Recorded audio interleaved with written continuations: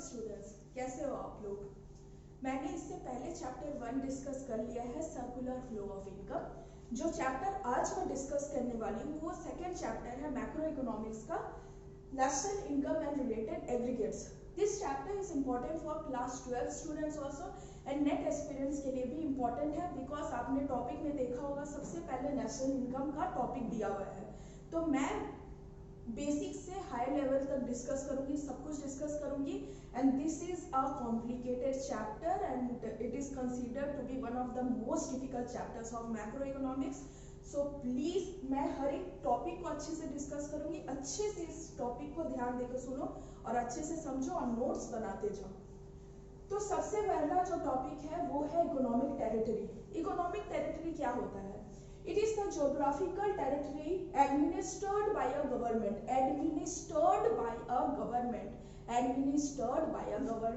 within which persons, goods and capital circulate freely.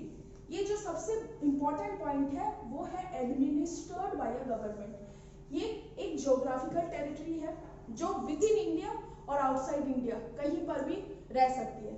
क्या कारण है? बस reason क्या है, condition क्या है कि वो हमारी गवर्नमेंट से एडमिनिस्टर्ड होना चाहिए, वो हमारे गवर्नमेंट से एडमिनिस्टर्ड होना चाहिए और जहां पर कोई भी व्यक्ति, कोई भी सामान और कोई भी पूंजी अच्छे से फ्रीली सर्कुलेट हो सके।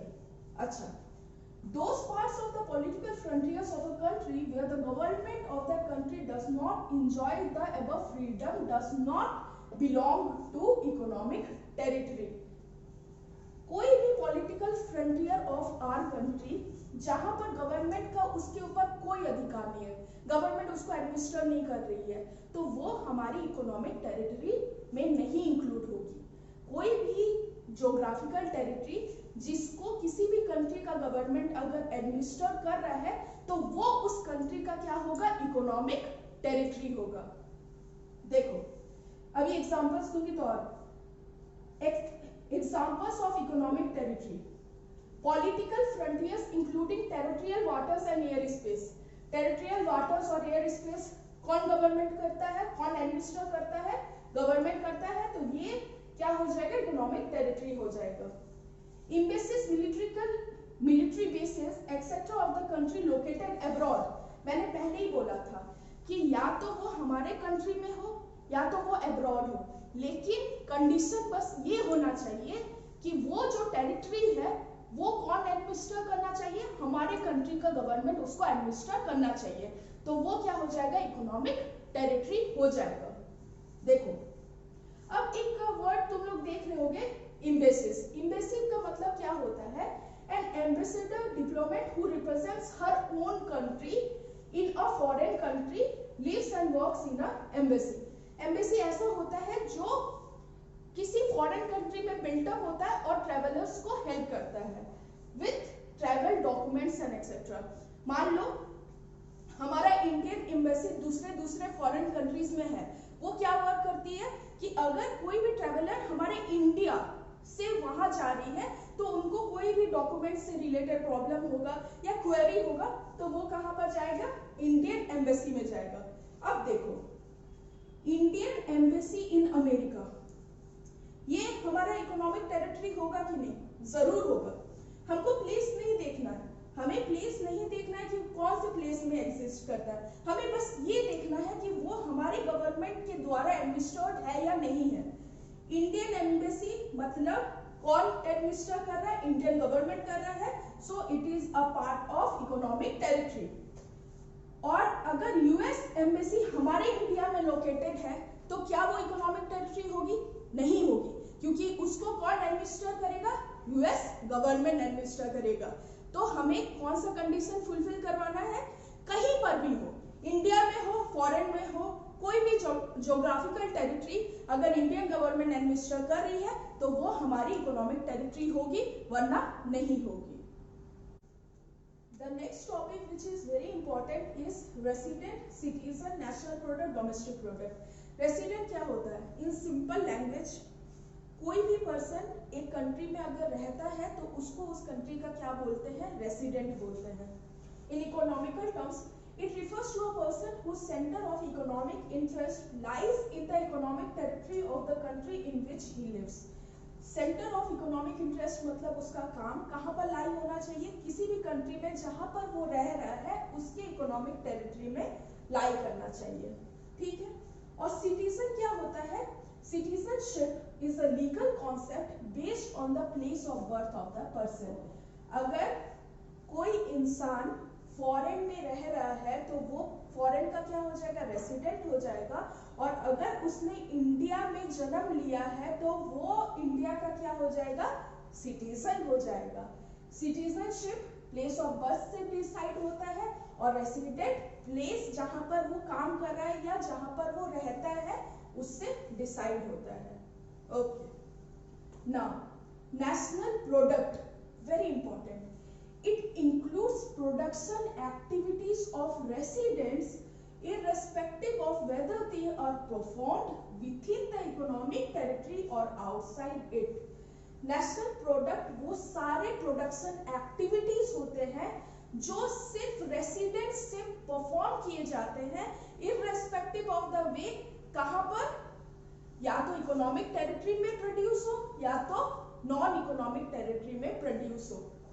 इसका सिर्फ एक ही कंडीशन होता है कि इसको जो भी प्रोड्यूस करेगा वो रेसिडेंट होगा, चाहे वो इकोनॉमिक टेरिटरी में प्रोड्यूस हो चाहे वो आउटसाइड इकोनॉमिक टेरिटरी में प्रोड्यूस हो। नाउ डोमेस्टिक प्रोडक्ट क्या होता है? It includes production activity of the production units located in the economic territory irrespective if carried out by residents और नॉन रेसिडेंट्स। डोमेस्टिक प्रोडक्ट का बस एक ही कंडीशन होता है कि वो सारे प्रोडक्शन एक्टिविटी सिर्फ डोमेस्टिक टेरिटरी में ही कैरी आउट होना चाहिए, चाहे उसको रेसिडेंट के द्वारा प्रोड्यूस किया जाए या नॉन रेसिडेंट के द्वारा प्रोड्यूस किया जाए, ठीक है। सिंपल सा नेशनल प्रोडक्ट मतलब all over the world, all over the world. लेकिन इसका क्या कंडीशन है? सिर्फ उसको residents of that country he produce करे, तो वो किसके अंदर इंक्लूड हो जाएगा? नेशनल प्रोडक्ट के अंदर इंक्लूड हो जाएगा। और डोमेस्टिक प्रोडक्ट मतलब डोमेस्टिक टेरिटरी में प्रोड्यूस हो, चाहे उसको इंडिया का बंदा करे या फॉरेन का बंदा करे। कंडीशन क्या होना चाहिए कि डोमेस्टिक टेरिटरी या इकोनॉमिक टेरिटरी में प्रोड्यूस होना चाहिए। Now the next topic is relation between national product and domestic product. देखो डोमेस्टिक प्रोडक्ट क्या था? Production which is happening within an economic territory by residents और नॉन रेसिडेंट्स, ओके। और national product क्या था कि प्रोडक्शन विथिन भी हो सकता है इकोनॉमिक टेरिटरी के, आउटसाइड भी हो सकता है, लेकिन कौन करेगा? सिर्फ रेसिडेंट्स करेगा। कौन करेगा? सिर्फ रेसिडेंट्स करेगा, okay. So national product is equal to domestic product plus residents contribution to production outside the economic territory। वो सारा प्रोडक्शन जो आउटसाइड द इकोनॉमिक टेरिटरी हो रहा है रेसिडेंट्स के द्वारा, वो नेशनल प्रोडक्ट में इंक्लूड होगा। मैंने बोला था ना विथिन एंड आउटसाइड, तो विथिन तो इसमें आ गया, आउटसाइड प्लस कर दिया और किसका? रेसिडेंट का, ओके। एंड सबट्रैक्ट क्या किया? Non resident contribution to production inside the economic territory. मैंने क्या बोला था कि नेशनल प्रोडक्ट सिर्फ रेसिडेंट्स के द्वारा प्रोड्यूस किया जाता है, इसीलिए जो नॉन रेसिडेंट का कंट्रीब्यूशन है उसको हमने क्या कर दिया? डिडक्ट कर दिया inside the economic territory, okay. Plus क्या किया? जो आउटसाइड द इकोनॉमिक टेरिटरी हो रहा है, और माइनस क्या किया? जो नॉन रेसिडेंट का कंट्रीब्यूशन है जो इकोनॉमिक टेरिटरी के अंदर हो रहा है उसको हमने क्या कर दिया? डिडक्ट कर दिया, ओके। अब residents contribution to production outside the economic territory को हम लोग क्या बोलते हैं? Factor income received from abroad. मान लो एक इंडियन का रेसिडेंट, ठीक है, इंडिया का रेसिडेंट बाहर जाता है काम करने, ठीक है, तो उसको अब्रॉड मतलब आउटसाइड कंपनी या कुछ भी, वो जहां पर काम करेगा उसको कुछ पैसे मिलेंगे, कुछ सैलरी मिलेगा, वो सैलरी किसमें इंक्लूड हो जाएगा, factor income received from abroad, abroad से मिल रहा है इसीलिए factor income received from abroad. Non residents contribution to production inside the economic territory, कोई फॉरेन का बंदा हमारे यहाँ काम कर रहा है तो उसको एक सैलरी मिलेगा, तो उसका सैलरी क्या हो जाएगा, हम उसको पे कर रहे हैं तो factor income paid to abroad, वो सैलरी किस में इंक्लूड हो जाएगा, उस कंट्री के नेशनल प्रोडक्ट में इंक्लूड हो जाएगा क्योंकि वो उस कंट्री का रेसिडेंट है। तो वो क्या चाह रहा है, हमारा सैलरी जो इनकम जा रहा है पेड टू अब्रॉड। ओके, अगर आउटसाइड द इकोनॉमिक टेरिटरी में जो रेसिडेंट काम कर रहा है उसका जो सैलरी आ रहा है उसको क्या बोलेंगे, factor income received from abroad. और कोई भी नॉन रेसिडेंट है जो हमारे यहाँ काम कर रही है उसको हम पैसा दे रहे हैं, उसको हम पेमेंट कर रहे हैं, तो वो पेमेंट कहाँ जा रहा है, अब्रॉड जा रहा है, आउटसाइड जा रहा है, इसीलिए वो क्या हो जाएगा, factor income paid to abroad. ठीक है, मान लो बाहर से हमारा इनकम जो जनरेट हो रहा है वो 10,000 का हो रहा है, ठीक है, और जो अब्रॉड में पे कर रहे हैं वो 8,000 का हो रहा है, तो कुल कमाई हमारी क्या हो गई, 10,000 बाहर से आया, 8,000 हमने दे दी, तो हमारी इनकम कितनी हो गई, 2,000। तो net factor income from abroad, net overall क्या हुआ हमारा इनकम, वो क्या हो जाएगा, factor income received from abroad, जो हमें अब्रॉड से रिसीव हो रहा है, minus factor income paid to abroad, जो हम अब्रॉड में पे कर रहे हैं। ठीक है, उन दोनों का जो डिफरेंस होता है वो क्या होता है, net factor income from abroad.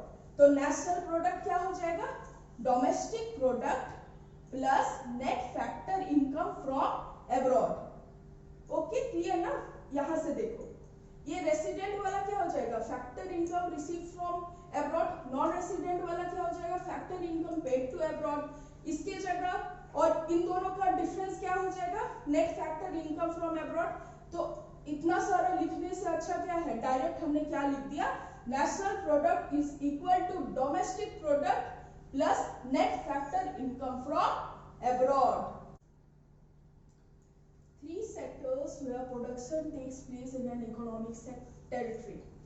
ये क्लास 11 में भी पढ़ा है, बच्चों से पढ़ते आए हैं।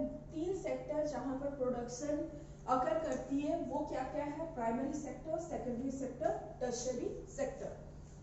Primary sector includes production by exploiting natural resources, natural resources को एक्सप्लॉइट करके जहां पर प्रोडक्शन होगा वो क्या, कौन सा सेक्टर हो जाएगा, प्राइमरी सेक्टर हो जाएगा, like land, water, subsoil assets etcetera. इसके कुछ एग्जांपल है, क्रॉप्स अगर आप ग्रो कर रहे हो तो आप प्राइमरी सेक्टर में प्रोडक्शन कर रहे हो, फिर अगर आप मिनरल्स को एक्सट्रैक्ट कर रहे हो, फॉरेस्ट्री कर रहे हो, it is primary because it is a source of basic raw materials for the secondary sector. इसको प्राइमरी इसीलिए बोलते हैं क्योंकि ये एक सोर्स की तरह काम करता है, किस सेक्टर के लिए, सेकेंडरी सेक्टर के लिए, source of raw materials, source of raw materials for the secondary sector. Now secondary sector क्या हो जाएगा, production units engaged in transformation of one good into another, production units engaged in transforming one good into another, also called manufacturing activity। Secondary sector basically क्या होता है, एक good को दूसरे good में जो ट्रांसफर प्रोसेस होता है वो कौन से सेक्टर में इंक्लूड होता है, सेकेंडरी सेक्टर में इंक्लूड होता है। एग्जांपल क्या हो गया, फैक्ट्री में मैन्युफैक्चर प्रोसेस हो रहा है, कंस्ट्रक्शन में हो रहा है, पावर जनरेशन में हो रहा है एक्सेट्रा। और एक पॉइंट है, इसमें क्या होता है, रॉ मटेरियल जो होता है वो किसमें बदल जाता है, फिनिश्ड गुड्स में ट्रांसफॉर्म हो जाता है। रॉ मटेरियल्स कहां से लेता है, प्राइमरी सेक्टर से रॉ मटेरियल आ गया, उसको ट्रांसफॉर्म किसमें कर दिया, उसको प्रोड्यूस कर दिया, उसको ट्रांसफॉर्म कर दिया किसमें, फिनिश्ड गुड्स में। Okay, now the third sector is tertiary sector, इसको सिंपलिसिटी के लिए अपन सर्विस सेक्टर के नाम से भी याद रख सकते हैं।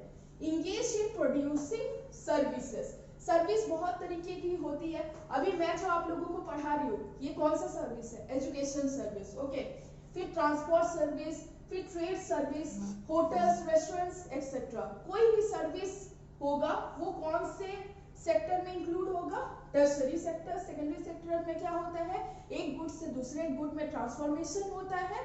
और प्राइमरी सेक्टर क्या होता है, जहां पर प्रोडक्शन नेचुरल रिसोर्सेज को एक्सप्लॉइट करके किया जाता है, वो कौन सा सेक्टर है, primary sector. Factor income and transfer income, very important topic, many questions they have asked in board exam also, and one MCQ related to transfer income has been asked in net exam also. Okay, so यहाँ पर देखो इन दोनों का difference देखो, example देखो, समझ में आ जाएगा। Factor income, income received by factors of production, वो सारा इनकम जो फैक्टर्स ऑफ प्रोडक्शन रिसीव करता है for rendering factor services in the production process, वो जो अपना फैक्टर सर्विसेज प्रोवाइड करते हैं, रेंडर करते हैं, उसके बदले में जो इनकम मिलता है उसको क्या बोलेंगे, फैक्टर इनकम बोलेंगे।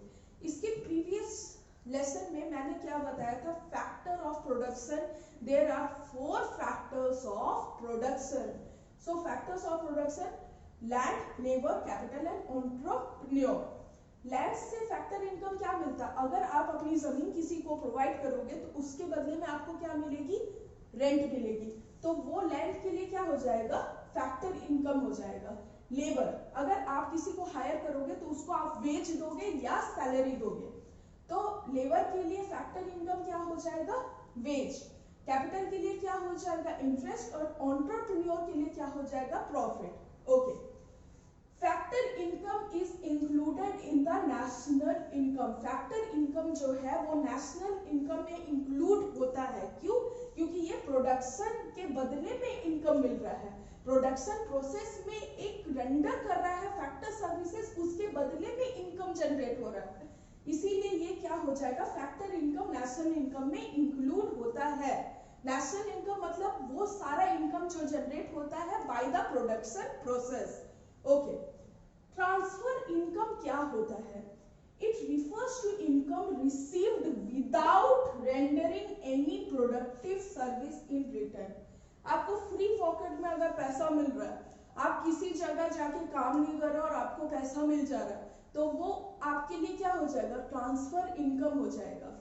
Without rendering any productive service in return, आपको एक वे कॉन्सेप्ट है, आपको पैसा मिल रहा है, उसके बदले में आपसे काम नहीं करा रहे, आपको ऐसे ही पैसा दे रहे हैं, तो उस इनकम, उस तरीके के इनकम को क्या बोलेंगे, transfer income. For example pocket money, जब हम छोटे होते हैं हम कुछ काम नहीं करते और हमारे पेरेंट्स हमें पॉकेट मनी देता है, तो उसके बदले में क्या हम कोई काम करें, नहीं करें, तो पॉकेट मनी क्या हो जाएगा, ट्रांसफर इनकम हो जाएगा। जैसे और भी एग्जांपल्स है, old age pension, scholarship, pocket money etcetera. Scholarship के लिए क्या आप प्रोडक्शन प्रोसेस में कुछ हेल्प कर रहे हो, नहीं कर रहे हो, आप अच्छा पढ़ रहे हो, अच्छा नंबर ला रहे हो, तो आपको स्कॉलरशिप मिल रहा है। पॉकेट मनी, आपने कोई काम नहीं किया, आपके पेरेंट्स ने आपको ऐसे ही दे दिया। फिर गिफ्ट्स, डोनेशन, कुछ भी, ठीक है, जिसके बदले में आप कोई भी प्रोडक्शन प्रोसेस में अपना सर्विस नहीं प्रोवाइड करोगे, उसको क्या बोलेंगे, ट्रांसफर इनकम। क्या ये नेशनल इनकम में इंक्लूड होगी, नहीं होगी, बिकॉज ये कोई भी प्रोडक्शन प्रोसेस में अपना सर्विस नहीं दे रही है। ये जो इनकम है ये अपना सर्विस नहीं दे रही है प्रोडक्शन प्रोसेस में, that is why it is not included in national product. It is not included in national income because it does not reflect any production of goods and services. National product क्या होता है, national product होता है production of goods and services with in and outside the economic territory. Transfer income में क्या कोई production process हो रहा है, नहीं हो रहा है, इसीलिए ट्रांसफर पेमेंट नेशनल इनकम में इंक्लूड नहीं होती है, और फैक्टर इनकम जो होता है वो नेशनल इनकम में इंक्लूड होता है। ओके, फैक्टर इनकम क्यों करता है, क्योंकि प्रोडक्शन प्रोसेस में इन्वॉल्व होता है, और ट्रांसफर इनकम नहीं होता क्योंकि प्रोडक्शन प्रोसेस में इन्वॉल्व नहीं होता है।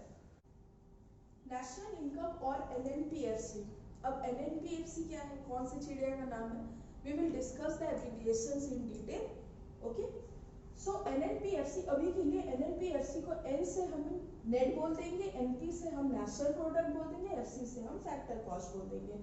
तो NNPFC is net national product and factor cost. So national income क्या होगा? ये money value of all final goods and services produced within the domestic territory of a country in an accounting year plus net factor income from abroad. अभी याद होगा मैंने क्या बोला था, जो नेशनल प्रोडक्ट होता है वो क्या होता है? Domestic product plus net factor income from abroad. तो नेशनल इनकम भी तो वही हुआ ना, जो डोमेस्टिक टेरिटरी में इनकम जनरेट हो रहा है वो प्लस जो फॉरेन से अब्रॉड से इनकम आ रहा है वो। सो national income is domestic income plus net factor income from abroad. Okay, very simple. Okay, हाँ, नेशनल इनकम और national product is the value of production by the normal residents inside or outside the domestic territory। मैं अभी starting से यही बोल रही हूँ, national product या नेशनल इनकम क्या है? जो विथिन द डोमेस्टिक टेरिटरी और आउटसाइड द डोमेस्टिक टेरिटरी में प्रोडक्शन हो रहा है, उसका money value by the residents, जो रेसिडेंट्स प्रोड्यूस कर रही है within the domestic territory and outside the domestic territory, उसका मनी वैल्यू क्या हो जाएगा? नेशनल इनकम हो जाएगा। डोमेस्टिक इनकम क्या हो जाएगा भाई? Value of production with in the domestic territory, domestic income with in the domestic territory, national income with in the domestic territory and outside the domestic territory. 8 concepts, 8 different aggregates हैं जो national product का रूप है, ठीक है। एक तो GDP MP, GNP MP, NNP MP, NDP MP, GDP FC, GNP FC, NNP FC and NDP FC. अब सारे टर्म्स का मतलब समझते हैं, एब्रिविएशन है तो उनका मतलब फुल फॉर्म समझते हैं। जी से अपन डिनोट करते हैं ग्रॉस, एनपी से नेशनल प्रोडक्ट, जी से क्या? ग्रॉस, एनपी से नेशनल प्रोडक्ट, डीपी से डोमेस्टिक प्रोडक्ट, एमपी से मार्केट प्राइस और एफसी से फैक्टर कॉस्ट। सो अब बेसिक मैंने जो चैप्टर का है वो मैंने पूरा डिस्कस कर लिया है। अब थोड़ा बहुत इन सारे टर्म्स से थोड़ा बहुत निकालेंगे, कैसे किसको रिलेट करना है, कैसे करना है, वो सारा हम नेक्स्ट लेसन में डिस्कस करेंगे।